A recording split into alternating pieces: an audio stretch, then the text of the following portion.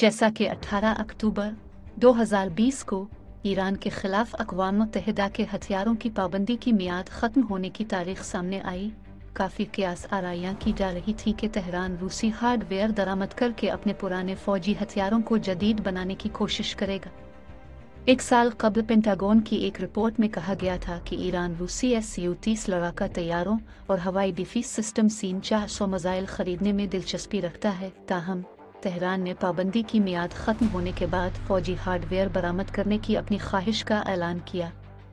अगस्त 2019 के अवाइल में ईरानी प्रेस में एक रिपोर्ट में दावा किया गया था कि रूस ने ईरानी ड्रोन खरीदने में दिलचस्पी जाहिर की है। आज 3 साल से भी कम अरसे में खबर के मुताबिक रूस ईरानी ड्रोन्स हासिल करने में दिलचस्पी रखता है और रूसी हुकाम ने जून में मुख्तलिफ मॉडल्स को देखने के लिए 2 बार ईरान का दौरा कर चुके हैं। जिन ड्रोन्स में रूस दिलचस्पी रखता है उनके नाम शहीद 191 और शहीद 129 हैं।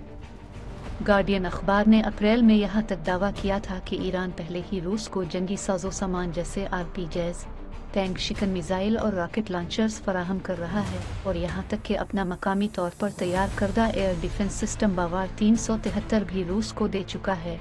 ईरानी असलहे की फ़रोख्त रूस को एक ऐसे वक्त में मदद करेगी जब मास्को की अपने हथियारों की बड़ी मिकदार ख़त्म हो चुकी है।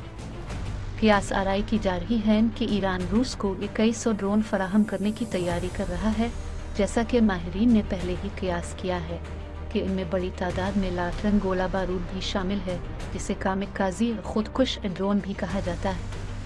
रूस को अपनी फायर पावर को तक़वियत देने के लिए फौरी तौर पर सैकड़ों हथियारों की ज़रूरत है। जून के आखिर में रूस ने S-300 मिसाइल के ज़रिए यूक्रेन में एक शॉपिंग मिल को निशाना बनाया था।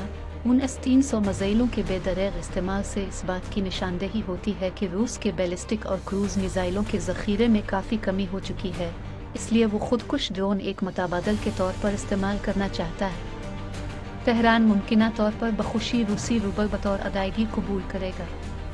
रूसी सदर व्लादिमीर पुतिन के हालिया दौरा तेहरान के दौरान ईरानी सुप्रीम लीडर अली ख़ामनेई ने कहा कि दोनों ममालिक को अपनी कौमी करेंसी इस्तेमाल करनी चाहिए।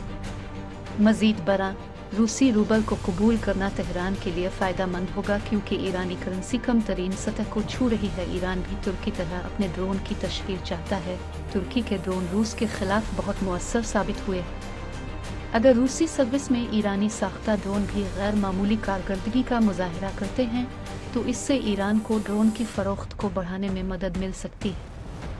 फ़ौजी हार्डवेयर के दरामद कुनिंदा के बजाय खुद को एक आज़ाद बरामद कुनिंदा के तौर पर पहचानना बिलाशुबा तेहरान की मौजूदा हुकूमत के लिए बाइस फ़ख्र होगा। आमतौर पर ईरानी हथियारों की निस्बतन कम कीमत इसे दुनिया भर की गैर मकबूल रियासतों और गैर मकबूल हुकूमतों के लिए एक सस्ती और मतलूबा ऑप्शन बनाती है। ईरान ने मई के वस्त में ताजिकिस्तान में अबियल 2 ड्रोन बनाने के लिए एक फैक्ट्री का इफ्तिताह भी किया था। टेक्नोलॉजी की मुंतकिली की मुमकिना पेशकश किसी भी मुमकिना सौदे को आगे जाकर और आसान बना सकती है। ईरानी हुकूमत खित्ते में अदम इस्तेहकाम की एक बड़ी वजह है। पाकिस्तान से अफ़गानिस्तान तक और पूरे मशरिक़ वस्ती में यह अपने मज़मूम मकासद को आगे बढ़ाने के लिए अस्करियत पसंद ग्रुपों को मदद फराहम करती है।